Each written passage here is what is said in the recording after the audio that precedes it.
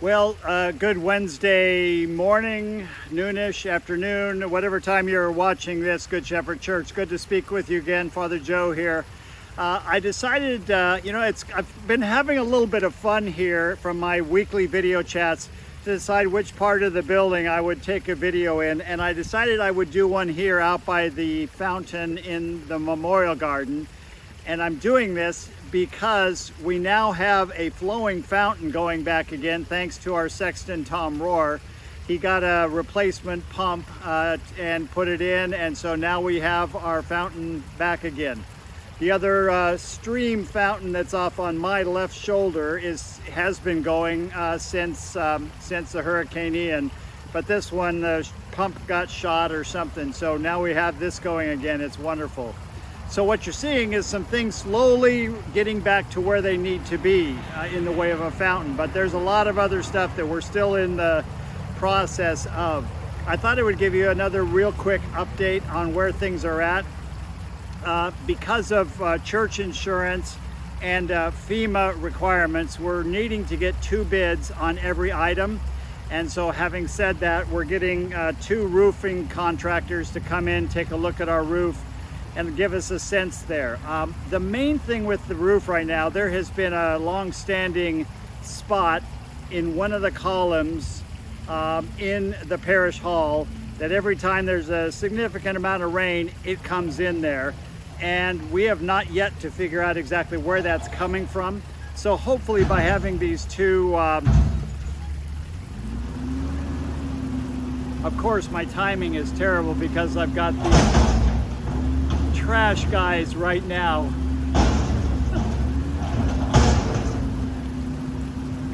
Now I'm having to decide whether just to go ahead and continue with it as is or wait for him to and redo this thing again. I think he's backing up. Looks like he's going away. Yes, he is.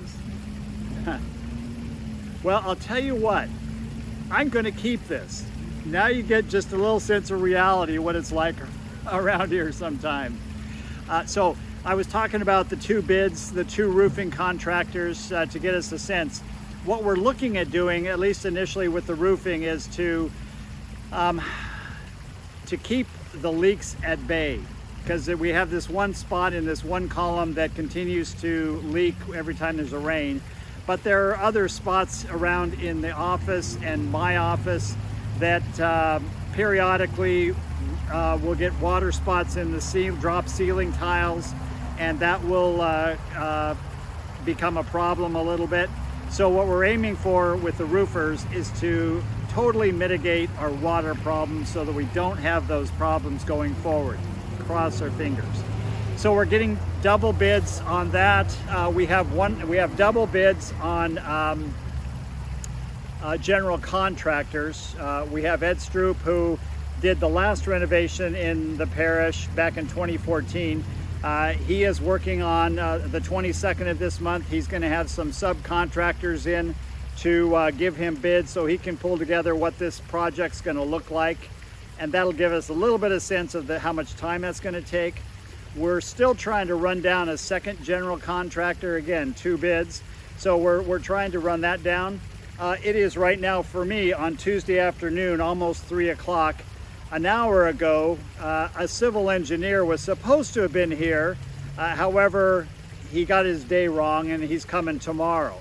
Now, the reason for the civil engineer, once we get all of FEMA's money that's going to come to us, and the church insurance money is going to come to us, and what we as a parish family will eventually put in towards this restoration time, we want to harden this facility better.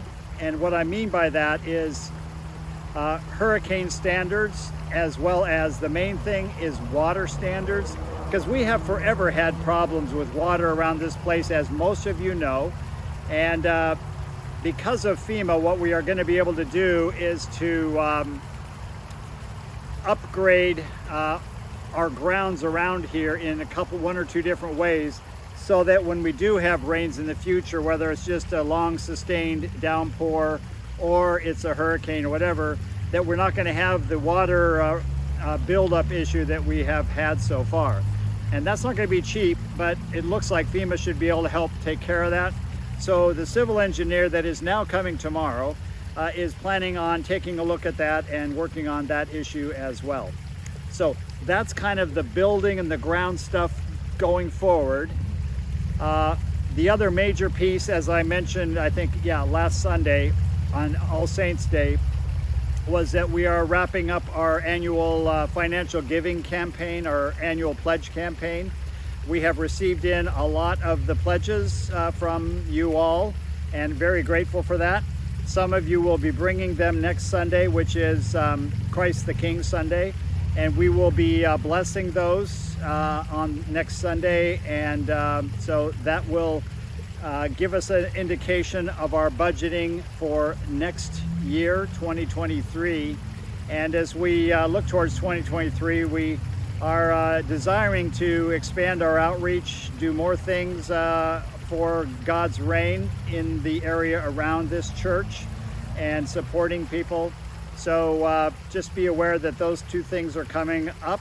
The pledge campaign wrapping itself up soon, as well as the down the road stuff that we are going to be restoring this facility and upgrading in some ways. So that work is continuing to progress and to move forward.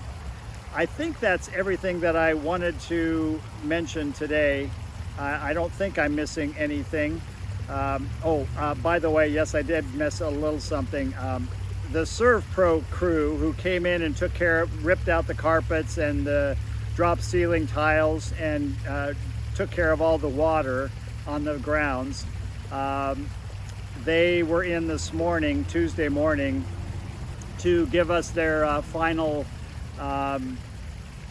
bill.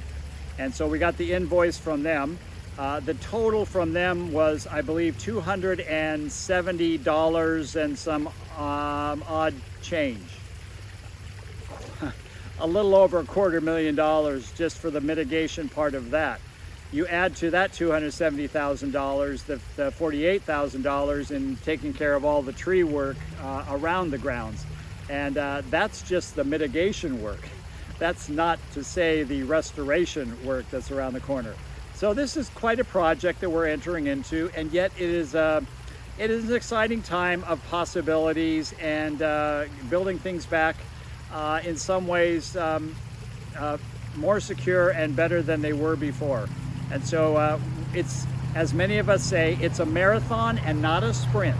And so it's going to take us quite a while before this is all done, but we will get it done in phases, and pieces of it will be done earlier than other pieces.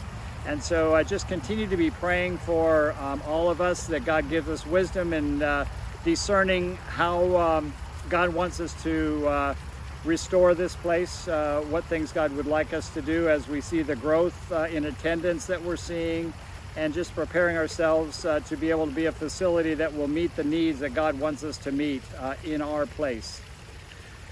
Well, as always, I trust God's blessings will be with you the rest of this week. Desiree and I are leaving for you. It will be tomorrow, Thursday afternoon. We will be flying to Chicago to spend a few days with my family scattered around the country for my nephew, one of my nephew's weddings. And so that will be an exciting time. I was up at the Diocesan House today, Tuesday, and I took advantage of the outlet mall that is near Diocesan House, and I went into Columbia Outlet Store and I got myself a heavier coat. I thought, it's 30 degrees up there. So I'm hardening myself as well to endure a few days in the cold. Those of you who are snowbirds, you're looking at me going, what a wimp. Well, yeah, maybe to agree. I'm definitely acclimated to Florida, as you can tell, because it's 80 some degrees and I'm sitting out here in a coat. Enough of that. May God's blessings be with you the rest of this week, and let me know, let any of us know if there's any needs that you have, or you have ideas about our church going forward. Let us know of those thoughts as well. Take care.